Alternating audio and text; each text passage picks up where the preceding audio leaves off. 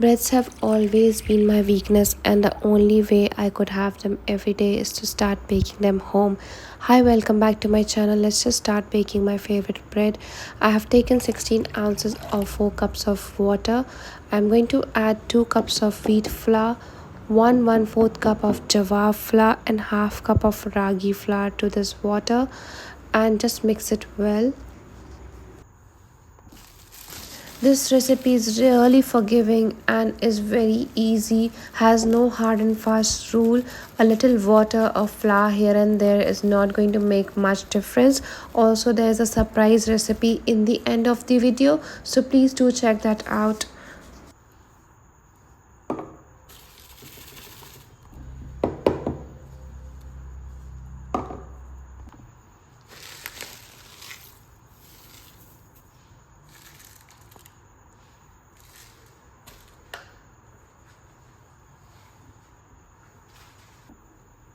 I have now added 1 tablespoon of flax seeds and 1 tablespoon of mixed sesame seeds.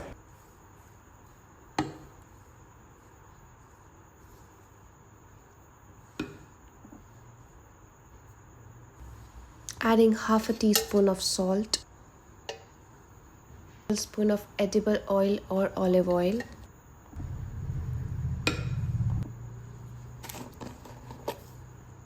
1/4 teaspoon of instant yeast, I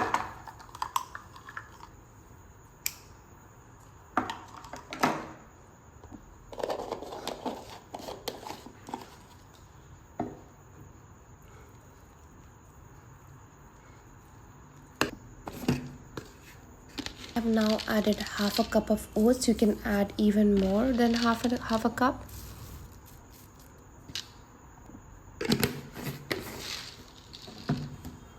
To combine everything, the reason I'm adding ragi flour in the end is I had forgotten to add it along with other flours in the beginning.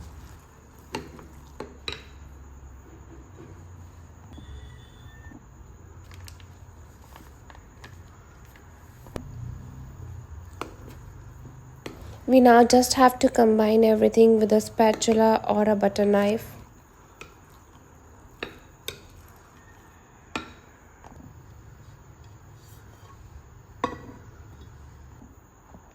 The dough, I have proofed it for 7 hours. That was sufficient because I live in a hot place. If you're in a cold place, minimum of 10 hours and maximum of 12 to 13 hours would be needed on the kitchen countertop and not in the refrigerator.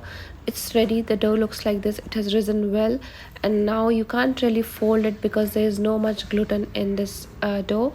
So we'll just mix it a little with our hands like so, and again rest it for another 30 minutes. Meanwhile, we preheat our oven at 200 degrees Celsius along with this kadai, since I don't have a skittle or a Dutch oven, so I'm going to bake my bread in this kadai, which is also preheated. I'm just transferring my dough to the kadai, and now I will bake it for 30 minutes at 200 degrees Celsius with the lid on, and 20 minutes without the lid on, to just give it a slightly crunchy texture.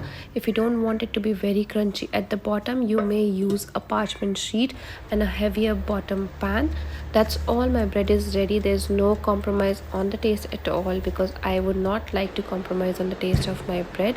If you like the recipe, please comment below. Please subscribe and also share the recipe. I have a surprise recipe for you all in the end, which I have made using the same bread, and please check the description box for the details on the recipe. The bread looks lovely, and a good bread just makes my day. To have a fresh bread in the morning along with your breakfast is a different level of satisfaction. Let's just start making the tomato bruschetta, which is my favorite and the easiest recipe you can make out of the bread.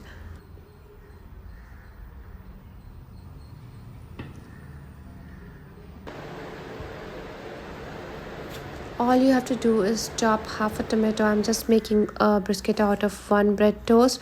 I'm chopping half a tomato. Take the seeds out. We don't need the seeds. I'm going to eat them.